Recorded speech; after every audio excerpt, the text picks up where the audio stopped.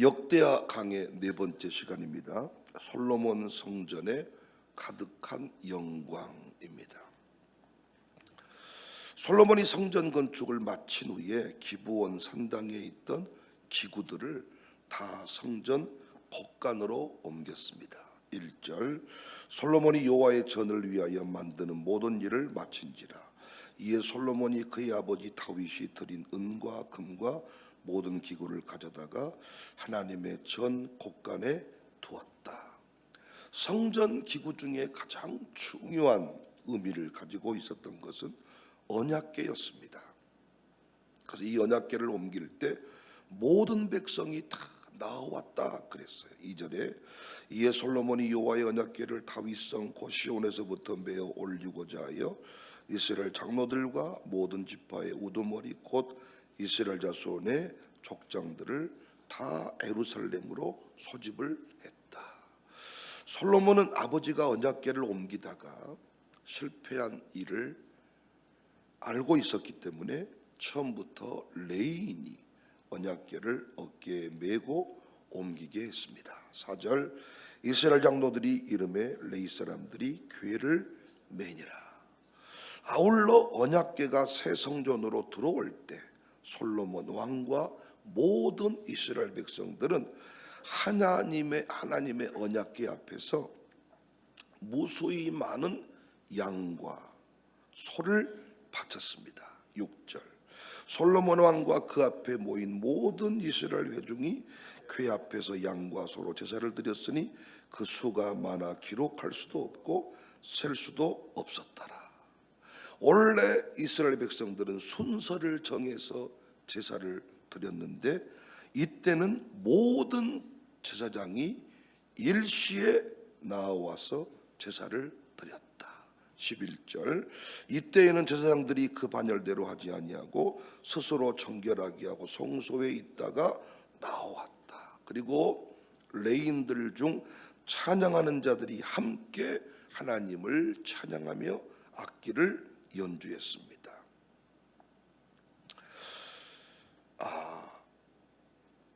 12절 13절 보면 노래하는 레위 사람 아삽과 헤만과 여두둔과 그의 아들들과 형제들이 다 세마포를 입고 제단 동쪽에 서서 재금과 비파와 수금을 잡고 나팔 부는 제사장 120명이 함께 서 있다가 나팔 부는 자와 노래하는 자들이 일제히 소리를 내어 여호와를 찬송하며 감사하는데 나팔 불고 재금 치고 모든 악기를 울리며 소리를 높여 여호와를 찬송하여 이르되 선하시도다 그 자비하심이 영원히 있도다 하매 그때 여호와의 전에 구름이 가득했다.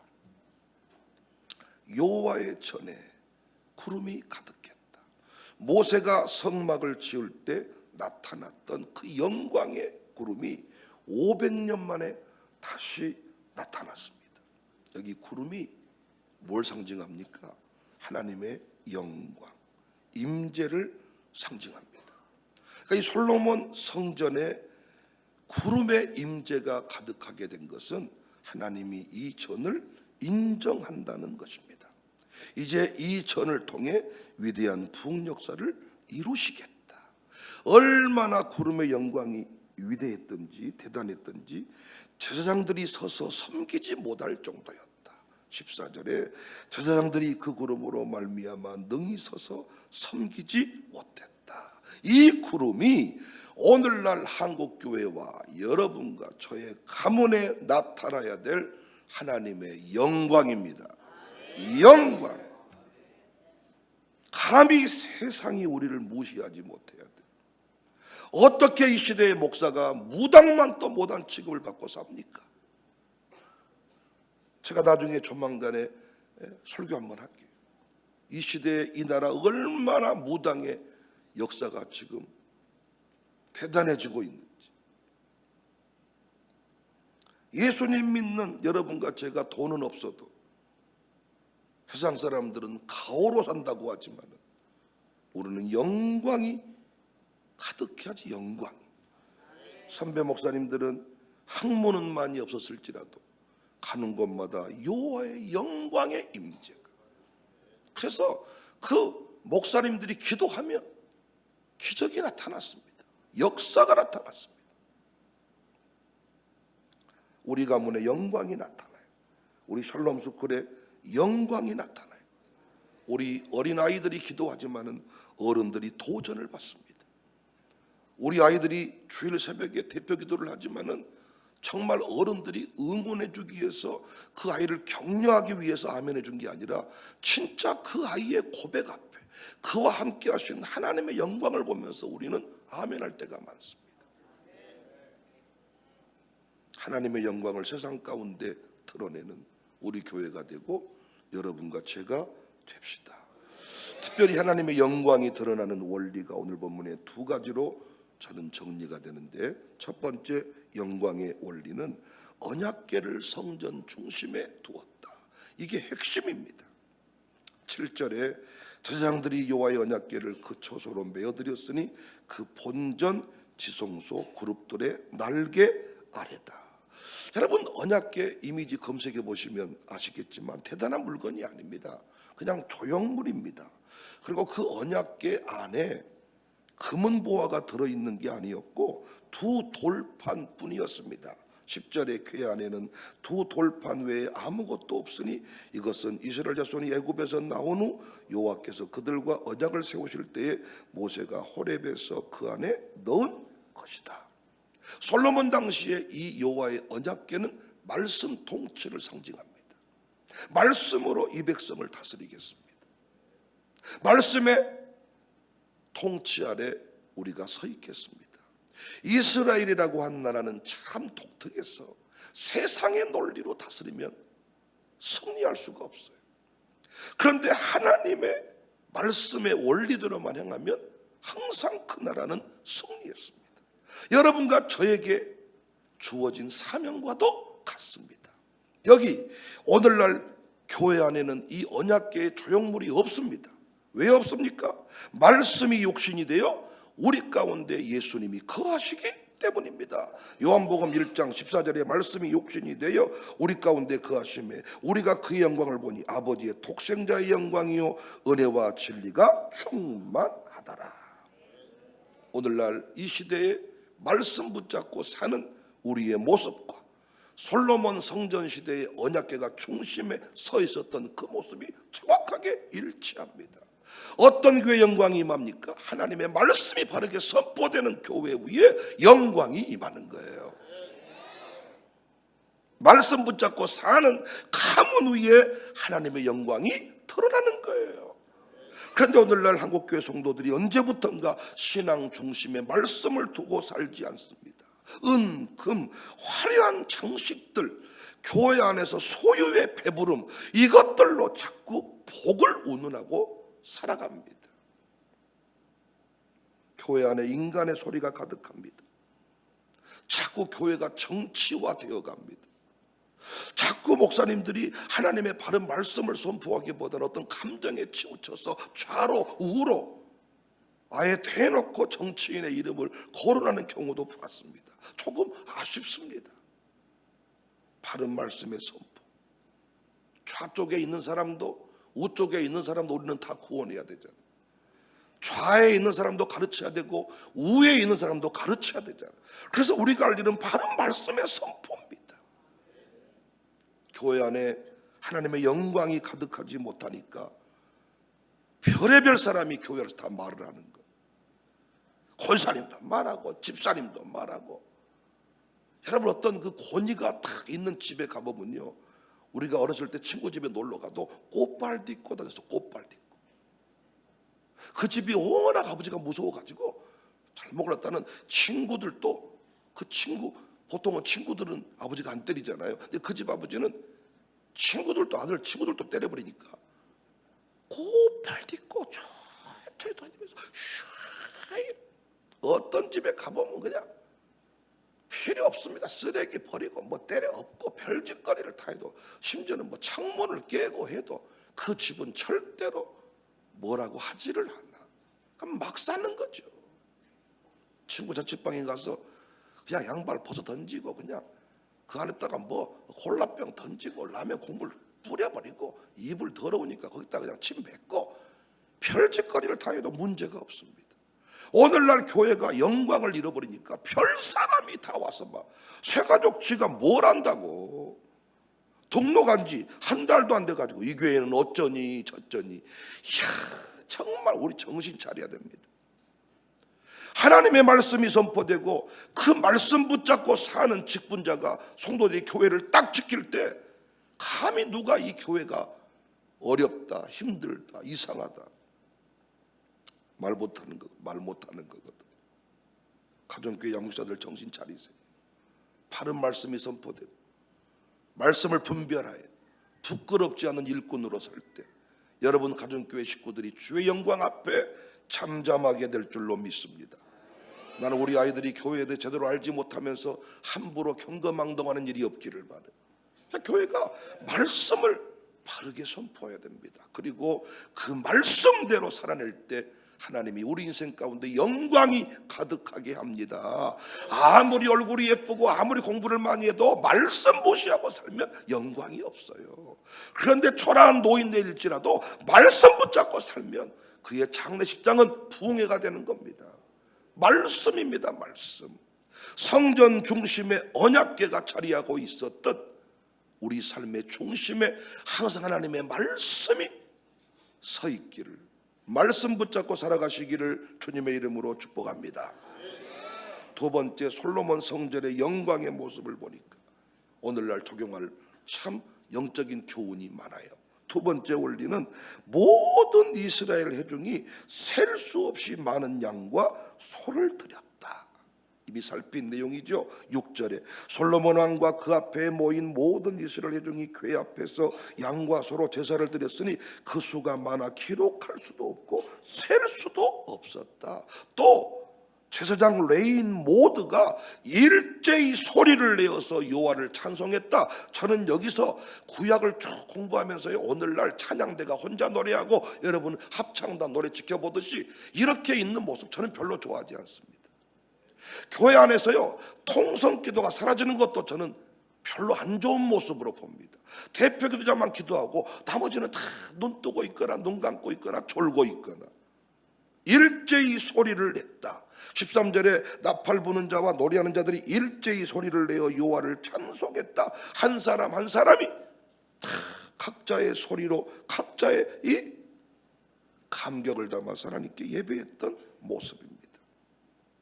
여러분, 솔로몬 성전에 여호와의 구름의 영광이 가득했던 것은 그동안에는 천막 성막 안에 머물러 있다가 이제 이곳은 아주 금으로 칠한 화려한 그 건축물이었기 때문에 여기 임재가 나타난 겁니까? 아니잖아요. 그 성전 안에서 전무후무한 뜨거운 예배가, 제사가 있었기 때문에 억지로 끌려 나와서 마지못해 드리는 제사가 아니라 준비해서 드리는 제사, 가장 귀한 것을 쏟아붓는 제사, 전부를 드리는 제사였기 때문에 그곳에 뭐가 임했어요? 구름의 영광이 임했습니다. 이스라엘 백성들은 알았어요. 돼지 머리만 또 못한 시시한 하나님이 아님을 알았습니다. 하나님은 소멸하시는 불이고 죄를 지으면 7만 명도 죽여버리시는 분, 궤를 옮길 때 뜻대로 행하지 아니하면 손만 대도 즉사하게 하시는 분, 하나님을 정확하게 알았다고. 창세기 1장에서 만난 그 하나님, 정확하게 만나고 나면 하나님 섬기는 것이, 예배하는 것이 그렇게 힘들지 않을 겁니다. 언제 영광이 임하냐? 뜨거운 예배, 감격의 예배. 저는 한국교회 부흥의 뿌리를 새벽 예배라고 보는데 언제부턴가 새벽 예배가, 사실은 새벽 예배가 가장 뜨거운 예배를 드릴 수 있는 시간입니다. 새벽은 아무나 못 나와요.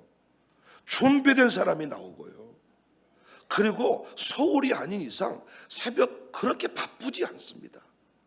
서울은 아침에 30분만 10분만 늦어지면 올림픽도로, 강변북로 이쪽이 아주 빽빽히 들어차서 아주 분주하게 움직여야 되지만 여러분은 집에 아침에 돌아가면 다 잠자잖아요. 한숨 때리고 아침에 출근해도 문제가 없잖아. 그런데 뭘 새벽이 바쁘다고 5분 메시지하고, 5분 메시지가 사실은 쉬운 줄 아십니까? 차라리 30분 3시간 설교가 쉬워요. 이 말 저 말 하다 보면 하나는 걸려. 그런데 5분 메시지는요, 정말로 3시간 정도 원고를 준비해가지고 줄여서 5분에 만들어내지 아니하면 어떤 것도 건지지 못합니다. 그런데 설교를 짧게 한다는 측면에서 5분 메시지. 왜? 새벽에는 바쁘니까 5분 메시지 하라는 겁니다. 찬송가 반주도 없어. 반주도 없어가지고 그냥 나왔는데 반주자가 또 나왔다 안 나왔다 하니까 무반주로 노래를 부릅니다. 여러분, 무반주도 뭐 은혜가 될 수 있겠지만 피아노가 존재하고 신디가 몇 대가 있고 드럼도 있고 기타도 있는데 문제는 칠 사람이 없으니까 반주자는 어디가? 열심히 꿈나라에 가 계시는 겁니다. 안타깝습니다. 모든 예배는 준비해서 드리는 예배. 새벽에 나올 때는 추리닝바람으로 나옵니다. 목사님들부터 새벽 예배 나올 때는 위에는 양복, 밑에는 추리닝. 나는 이게 나쁘다는 게 아니에요. 어떤 옷을 입고 하나님 받으신다는 것은 아니지만 당신의 마음 자세를 보여주는 게 복장이잖아. 나는 결혼식장에도 위에는 양복, 목사님이 초대할 때도 위에는 양복, 밑에는 추리닝 입고 나오면 나는 한 말 하지 않겠어. 당신이 당신 딸 결혼식 할 때도 지금 모습으로 나오면 나는 한 말 하지 않겠어. 그런데 분명히 예쁜 모습이 있는데, 예쁜 한복이 있는데 새벽부터 한복까지 입고 나오라 그러면 진짜 그건 이단될 것 같고, 준비 없이 나오는 그 예배, 사실은 이 새벽 예배라고 하는 시간이 가장 중요한, 우리 인생에 정말 중요한 의미 있는 시간인데 우리가 이 시간에 임재를 경험하지 못해. 오늘 아침에도 잠깐 어떤 기록을 보니까요, 나이가 들수록 새벽에 2시부터 5시에 자꾸 깨진대요. 깨져. 전립선의 문제 때문에 뭐 문제 때문에 그래서 자꾸 이 시간에 잠을 2-3번씩 잠을 설치니까 잠을 깊이 못 자서 막 괴로워한다는데, 아니 그 신앙인은 아닌 것 같은데 그 사람이 이 새벽에 깨어나는 것에 대해서 의미를 막 부여했더라고요. 이 새벽에 인생을 바꿀 수 있는 초로의 기회, 어떤 그 패턴이 바뀌고 뭐 멜라토닌인가가 뭐 안 나오고 이러면서 바본 얘기를 하더라고요. 모두에게 새벽이 주어졌지만은 이 새벽을 부흥의 시간으로 만들어낸 우리 선조들 얼마나 자랑스럽습니까? 저는요, 모든 예배 시간이 오늘 본문의 이 솔로몬 성전의 제사의 모습이기를 주의 이름으로 축복합니다. 여러분이 모든 예배 때마다 셀 수 없이 많은 양과 소를 드렸을 때 은혜 받지 못했다? 웃기고 계시네. 부흥회 때 은혜 받는 것은 특별히 준비해서 왔기 때문이에요. 집중하여 말씀을 받기 때문이에요. 아침에 가서 잠자려고 하지 말고 말씀을 깊이 있게 듣고 기도를 많이 하려고 생각을 해보십시오. 새벽이 충만해질 겁니다. 아멘 좀 하세요. 새벽에 잠자시는 분들 간 수치가 올라갈지어다 말하고 싶지만은 쓸데없는 소리 하고 싶지는 않고, 억지로 끌려나와 마지못해 드리는 제사가, 우리 샬롬 스쿨 친구들이 방학 끝나고 다시 돌아오니까 살맛이 납니다. 제사장 레인들 온 회중이 함께 소리를 지르고 함께 찬송하고, 전부 다 노인들만 모여서 새벽 예배 드려보세요. 축축 처집니다. 처져. 젊은이들만 또 새벽에 드리면 너무 이게 또 아주 붕붕 뜹니다. 또 그런데 함께 모여서 예배하니까 얼마나 멋집니까, 여러분. 우리가 뜨거운 예배를 위해서 오늘 본문에 보니까 절대 빈손으로 나오지 마세요. 우리 교회 새벽마다 헌금이 있으니까 우리 교회 등록하신 분이 뭔 놈의 교회는 새벽마다 헌금을 하냐고. 너는 안 했잖아. 아니 뭘 드린 걸 가지고 새벽마다 모든 예배 때마다 빈손으로 나오지 아니했다. 여러분, 구약에 이 재물을 가지고 나온 것과 뭐가 다릅니까, 여러분? 그다음 본문에 보니까 두 번째, 세마포 옷을 입고 나왔다. 12절에 제사장들이 세마포 옷을 입고 나왔다. 여러분과 제가 누구예요? 제사장. 목사를 곤이빼라고 할 때만 제사장을 들이대. 목사님도 제사장이고 우리도 제사장입니다. 그 목사의 어떤 그 권위를 빼려고 할 때마다 목사님만 설교하지 말고 같이 설교합시다. 이때만 제사장 들이대지 말고 예배할 때도 좀 제사장 의식을 가지세요. 세마포 옷을 입고 나오라 그랬잖아요. 거룩한 옷, 준비된 옷, 제사 때만 필요한 옷, 이런 마음으로 좀 드리자고요. 세 번째 보니까 13절에 소리를 높여 찬송했다. 뜨겁게 큰 소리로, 나의 목소리로. 찬양대가 대신 불러준 게 아니라 나의 목소리로, 예배 끝나고도 나의 목소리로 통성기도. 새벽 예배는 부르짖는 시간입니다. 어떤 분이 새벽에 묵상하는 시간이라 그러더라고요. 아니, 지하철에서 묵상하세요. 여러분 아파트에서 묵상하시고, 이렇게 멋지게 방음장치 해놓은 이 예배당에서는 부르짖는 기도를 하셔요. 방음이 안 된 아파트에서는 조용히 기도하시고, 거기서 뭘 벽을 긁으면서 기도해가지고 민원 발생하게 만드십니다. 거기서 뭐 팥줄을 쳐가지고 거기서는 조용히 잠잠히 기도하시라. 믿지 않는 식구들 앞에서는 눈 뜨고 기도하시라. 운전할 때는 눈 뜨고 기도하시라. 두 손 들고 눈 감지 말고. 운전할 때 두 손 들고 눈 감으면 주님 앞에 가지 않겠습니까? 이 새벽에는 부르짖는 기도하는 거예요. 저를 설득하려고 하지 마세요. 자꾸 새벽에 부르짖지 않는 분이 새벽에는 잠잠히 묵상하는 시간이라고 말하더라고. 화장실에서 묵상하세요. 이 새벽에는 부르짖는 기도, 소리를 높였어. 네 번째는 제사장, 레위 사람, 모든 악기 다 모여란 말이에요. 다 모여라. 저는 할 수 있는 모든 악기 다 나와라. 왜 반주자가 새벽에 안 나오냔 말이죠. 왜 새벽에는 무반주로 노래하냔 말이죠. 모든 악기를 동원해서 노래하자. 저는 그래서 이 새벽이 경배와 찬양팀이 운영돼서 너무너무 감사해요. 저는 어떤 예배도 링크를 올리지 않지만은 새벽 예배만큼은 링크를 실시간으로 올립니다. 봐라 이거예요. 저는 깨어있는 분들은 아시더라고요. 새벽에도 찬양팀을 운영하시대요. 목사님들이 다 꿈같이 찬양대가 특송 한번 특세 때 하는 것 말고요, 이렇게 예배를 함께 인도하고 같이 예배자로 서는 것이 쉽지가 않습니다. 난 우리 교회가 이런 것들의 의미를 깨닫고 모든 예배 시간마다 하나님의 영광이 나타날 수 있기를 바랍니다. 오늘 이 아침에도 치료하신 하나님이 나타나셔서 여러분의 인생의 많은 문제들을 치료하시고 해결하실 것입니다. 우리 아이들이 예배 중에 하나님을 만나서 하나님 앞에 감히 경거망동하게 교만하게 행동하지 않습니다.